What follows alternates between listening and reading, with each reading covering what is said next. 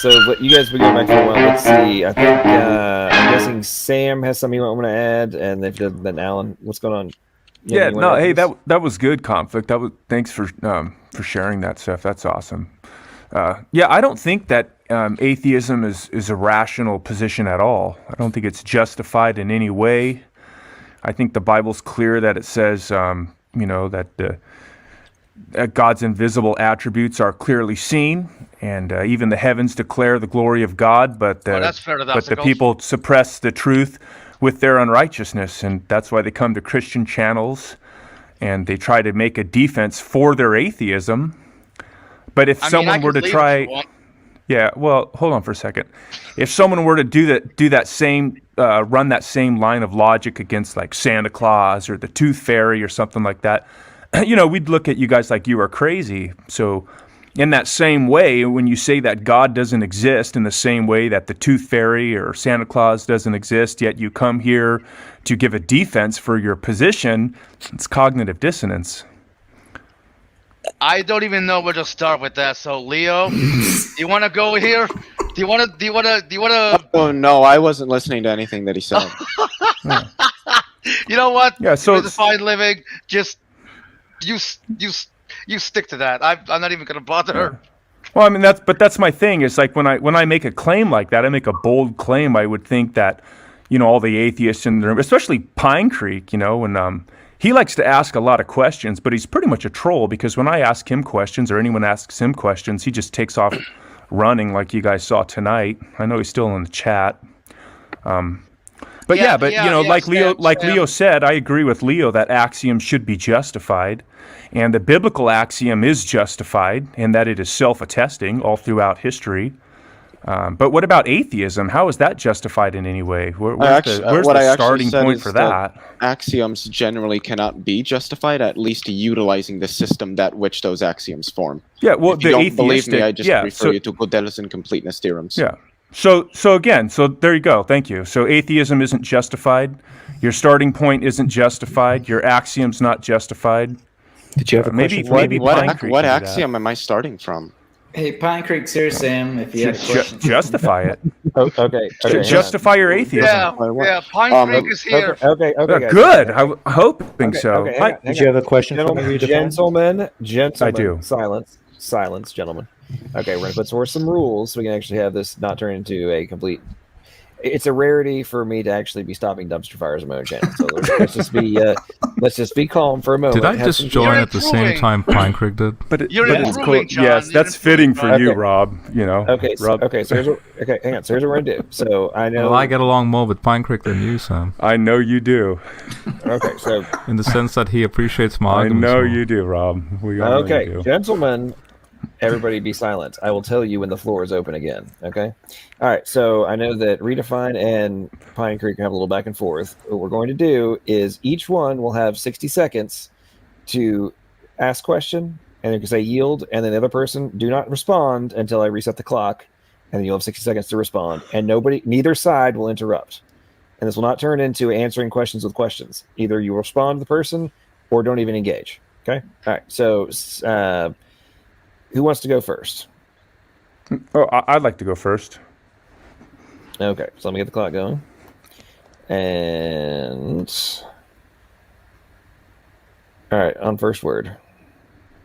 Yeah, so there's two ways to define truth. We can define truth as either objective or subjective, and it's my position that the atheists is inconsistent when they appeal to any kind of objective truth. In their worldview, especially the naturalists, when they appeal to science or things of that, I guess, nature for their truth, the best they can do is come to a conclusion, and those conclusions can change based on new evidence. So without a God, you would have to know all things in order to know anything, because it could be that what you don't know could falsify that what you do know. And the only way to solve this dilemma is to either know everything or to know somebody who does know. So I would like to know how PineCreek is going to define truth and what is truth from his worldview. Okay, before you respond, let me reset the clock. And upon first word, go ahead, PineCreek. Truth is which corresponds to reality, and we figure out what is true by using reliable methods. I yield my time.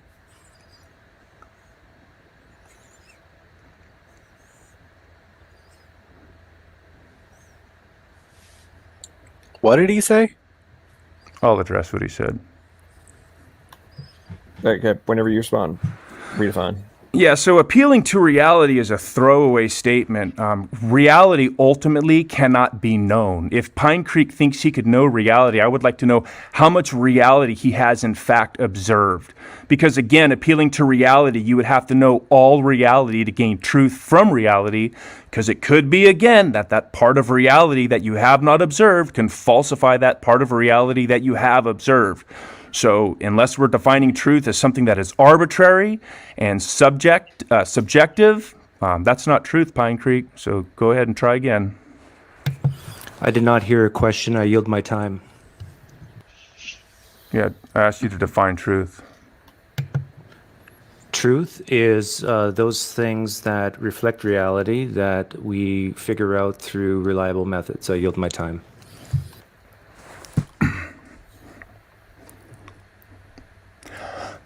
All right, so if PineCreek is just going to double down on his throwaway statement, then I would like to know, PineCreek, how much reality have you in fact observed? How much reality can be observed in order that you can draw truth from it? I've observed 0.0000367% of all knowledge in reality. I yield my time. Okay, well, on that note, I'm going to cut off this because PineCreek clearly has zero intention to actually have real back and forth dialogue. So, well, could I just conclude really quick? Thank you. So I guess in conclusion, I've just demonstrated that from the atheistic worldview, truth cannot be known. So when an atheist makes a truth claim, they are being dishonest. I thank you for your opinions. I yield my time. Okay, this is so much fun. So that was a waste of time. You're exactly right. That was a waste of time. Redefine. You need to rethink how you interact with human beings. I'm not here to be friends with all of you people that are attacking God. I'm not. I mean, all of you guys have channels that attack God. So, can I ask, like, why do I care about that? Can I ask PineCreek just a clarifying question on the percentage? Yeah, so I was a little too high, I think. I apologize. No, but this is a genuinely honest question, because this is something I think Redefine needs to understand what PineCreek was getting at. In fact, I would agree with what he said. So, say you're talking about like a millionth of a percent of knowledge, right? But the point is the models we develop in that small percentage, that is still part of the quote-unquote truth of reality. Yeah, I agree. So like based on what we do know in that, that millionth of a percent, how can you ignore that? Like that is still a valid data point. So I'll address that since you're asking me. So that's not objective. Well, truth. I wanted PineCreek to clarify if that's technically what he's getting at. Well, what I'm getting at is, number one, truth, knowledge is not an on and off switch. I mean, it's not, from our perspective, I do believe in absolute truth, that there's a reality out there, whether we believe it or not. I'm not like a lot of other atheists. But I don't think you have to have 100% certainty, this idea of 100% confidence, in order to say you know something. And I think that's where Redefine and I differ. I think you can say with 98% confidence, make a claim and still say you have knowledge about it, even though you could be wrong. I wouldn't say that. That's the thing. Wait, Doug, I'm actually agreeing with you. Are we doing timed? Well, I just wanted to clarify again to Doug. I would agree with him because that's the way science operates. And yeah, it's provisional. But at the same time, I don't think Doug is saying, like, from Newtonian mechanics to say relativity, the point is relativity is just an upgraded form of Newtonian Euclidean geometry. That's all it is. In other words, it's not that it's wrong. It's just it's incomplete. Our knowledge is incomplete, but we keep adding to the data points. But you know what's more interesting? What Redefine said at the end, to me, is way more interesting than this presuppositional type talk, and that is the phrase attacking God. That just really interests me, because if this God exists, do you think he feels attacked by atheists? Can I answer I that? don't think it's. No, I just want to. I'm waiting for my time. Yeah, Okay, yeah, so yeah. Rob has embraced the atheistic worldview and that he is denying objective truth. And PineCreek has conceded that truth ultimately can't be known. So if they're going to define truth as arbitrary, then again, everything that I said, from the atheistic worldview, yeah, truth can't be known. And I'm not saying from the biblical worldview that I can know all things. But what I'm saying is we have access to that truth that cannot be demonstrated from the non-biblical worldview. So we can know things for sure. Like we can what? know things. We can know. It's still my time. It's still my time.